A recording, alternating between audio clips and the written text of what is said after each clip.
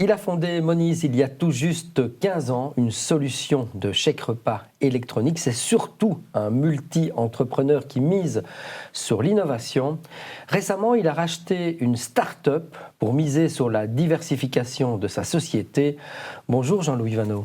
Bonjour Frédéric. Alors on ne va pas faire ma vie, mon œuvre, hein. Vous êtes un multi-entrepreneur, mais globalement, comment a débuté votre aventure professionnelle et c'est quoi les grandes étapes qui ont marqué votre parcours? Alors je vais peut-être vous surprendre, mais ça a commencé à mes 12 ans, c'est-à-dire qu'il y a très longtemps de cela, il y a plus de 40 ans. J'ai reçu un Apple II de mon père et j'ai commencé à programmer.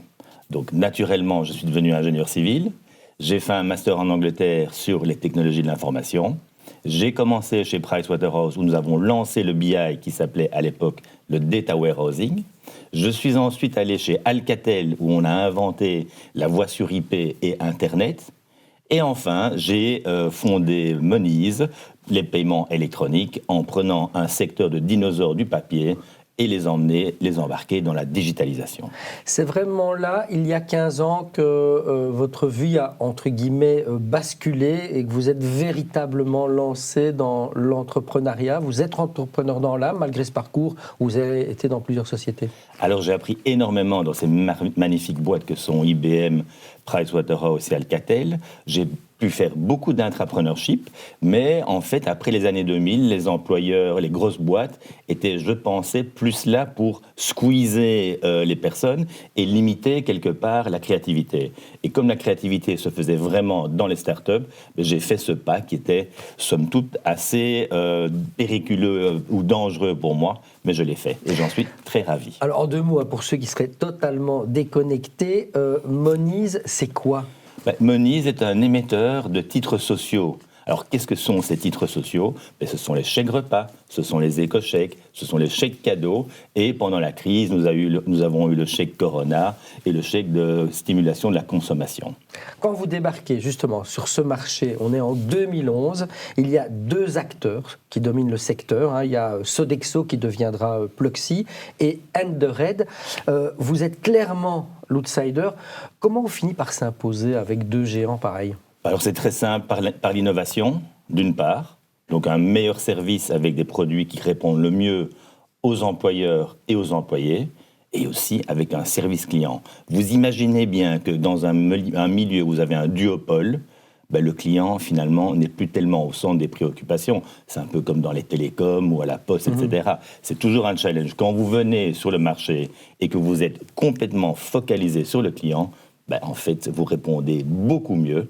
Et en fait, grâce au digital, ça vous permet d'avoir un coût bien inférieur. Donc, on a divisé les prix par 3 du marché, on a augmenté la qualité du service et on a innové comme des pétés. Ça veut dire quoi, innover ? Mettre de l'intelligence artificielle, être intégré dans les applications des banques, ABC, Belfius, BNP. On a lancé l'intégration des titres sociaux avec Payconic pour tout ça, pour avoir des facilités d'utilisation. Et donc, je pense qu'on est assez fiers de ce qu'on a pu faire dans ces 15 ans. Oui, parce que ces deux mastodontes, ils étaient vraiment sur le papier. Vous avez secoué le marché. Vous êtes un game changer ? Il faut rester un petit peu modeste. Mais quelque part, on a franchement beaucoup changé. On a été excessivement copié. Et comme je dis à ma grande fille, c'est pas grave si ta petite sœur te copie, ça veut dire que tu fais les choses correctement. Mais on a fait quelque chose d'incroyable. Sur le marché belge, la façon dont on a mis le système en accord avec les marchands d'une part, et les experts des paiements, comme Worldline par exemple, eh bien on a mis des solutions qui permettent avec une carte, un moyen de paiement, de pouvoir payer suivant ce que vous avez dans le panier avec vos chèques repas ou vos éco-chèques. C'est quelque chose d'unique sur le marché. Alors aujourd'hui, justement, en 2025, presque 15 ans plus tard, comment se répartissent les parts de marché de ce secteur-là ? Alors, comme nous pensons clients, eh bien, nous avons évidemment adressé des solutions qui correspondent vraiment bien aux grands clients, mais aussi aux PME. Et il faut savoir qu'en 15 ans, on est passé de 1,1 million de salariés qui reçoivent des chèques repas à 3,3. Bref, vous ferez le calcul, fois 3. Où avons-nous pris les parts de marché ? Principalement dans les PME. Pourquoi ? Le papier est un système franchement très mauvais, et n'était absolument pas populaire. Grâce à nous et la digitalisation, les PME ont pu faire profiter aussi à leurs salariés des chèques repas. Et nous avons pris la plus grande part de marché dans cette croissance de 2,2 millions. Et nous sommes le premier en matière de nombre d'entreprises qui utilisent les solutions de Moniz versus celles des autres. Eh bien, bravo. Les Belges dépensent plus de 3 milliards d'euros chaque année en chèque repas. Quel est le plus gros défi du secteur aujourd'hui ? Mais le plus gros défi du secteur, c'est d'être bien compris. Et je m'explique par là. On a une facilité en Belgique de changer les règles du jeu à chaque gouvernement.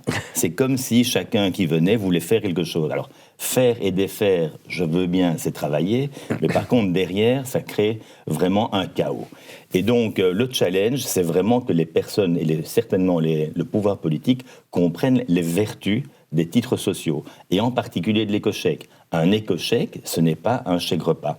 Et donc, un éco-chèque, ça stimule la consommation intérieure, ça pousse des comportements écologiques importants. On a des tas d'études qui montrent que grâce aux éco-chèques, bien, les gens sont plus enclins à acheter des produits qui sont généralement plus chers. Donc, on a des vertus incroyables pour, au final, avoir une stimulation du pouvoir d'achat des salariés.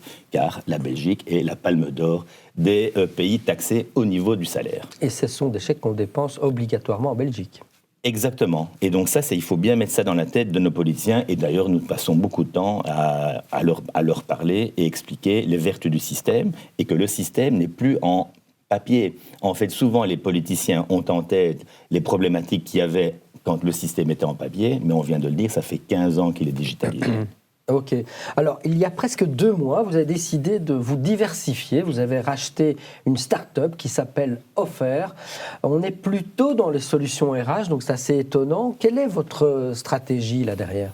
Alors d'abord, les titres sociaux, les éco-chèques, chèques repas, c'est déjà RH, puisque ça fait partie du salaire. Ouais. À côté de ça, qu'est-ce qu'on a vu ? On a le plan cafétéria et le budget mobilité. Le budget mobilité qui avait commencé un petit peu avec quelques déboires et qui, d'après le gouvernement, va être en fait ouvert à l'ensemble des salariés. Et donc là, qu'est-ce qui se passe ? Mais principalement les PME ne sont pas outillés de système RH pour permettre à leurs salariés de profiter de cette flexibilité. Eh bien, nous avons décidé, tout comme les titres repas, de flexibiliser tout ça et d'avoir un système qui permet aux PME de gérer les politiques salariales et de les proposer de façon flexible à leurs salariés. Quel est le résultat ? Eh bien, ça vous permettra aux PME d'être aussi compétitives en matière de packages salariaux que les grandes entreprises, car beaucoup de gens veulent quitter les grandes entreprises pour aller dans des environnements un petit peu plus rock'n'roll, mais évidemment, vous n'avez pas envie de perdre en flexibilité ou en pouvoir d'achat.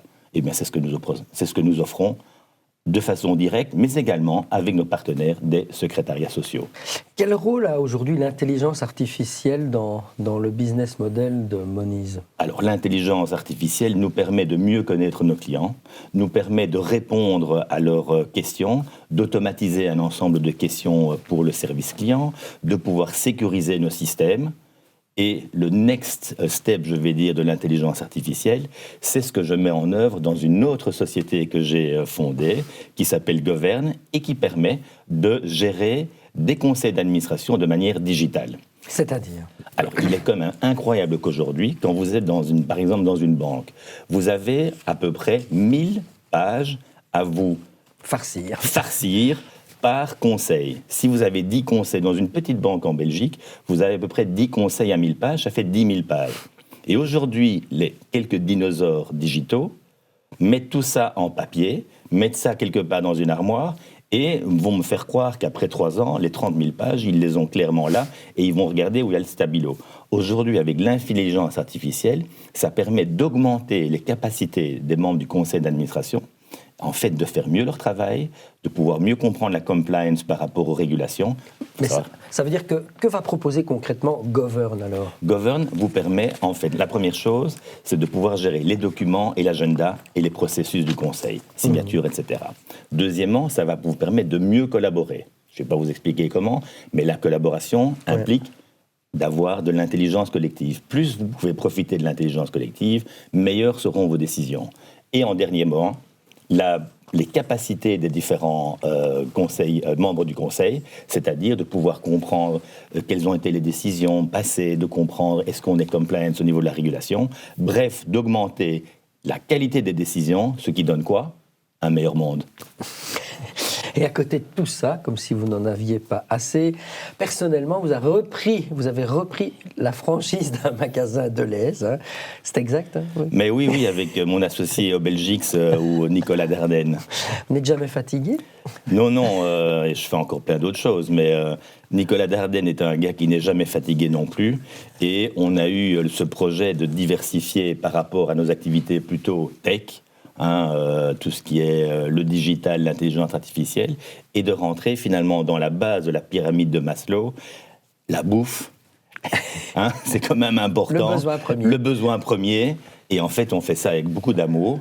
Et c'était quelque part un projet personnel parce que, en fait, j'ai repris le Delhaize de Wezembeek, qui était le Delhaize de mon enfance. Bravo.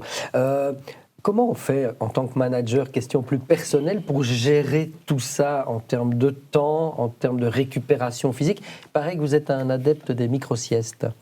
J'adore les micro-siestes quand je parviens à le faire, mais en tout cas, la sieste est vraiment indispensable. Ça, il faut un peu écouter son corps. Si, après avoir déjeuné, vous vous sentez fatigué, mais au lieu de vous traîner devant votre clavier pendant toute l'après-midi, faites une petite sieste et alors vous êtes reparti. Et vous repartez. On arrive tout doucement à la fin de cette interview. Dernière question, je l'ai dit, vous êtes un multi-entrepreneur. On l'aura compris. Qui dit multi-entrepreneur, vous avez certainement d'autres projets dans vos cartons après Govern et autres? Alors après Govern, ce sera principalement développer une activité dans laquelle je suis, TCD Capital, donc je suis dans un private equity, et notre idée, c'est de pouvoir, on a fait un premier fonds qui a été un bon succès, et de pouvoir continuer dans l'investissement. C'est un investissement qui se fait sur des sociétés belges ou autour de la Belgique, et donc je pense que les entrepreneurs, s'ils continuent à investir en Europe, c'est la seule façon de pouvoir répondre aux défis, certainement quand les Américains sont plus ou moins en train de nous lâcher ou qu'ils soufflent le chaud et le froid de façon constante. Reprenons les rênes dans nos mains. Eh bien, c'est sur ce message que je prends congé de vous, Jean-Louis Van Au. Merci beaucoup. Merci Frédéric. Moniz, c'est dans la boîte.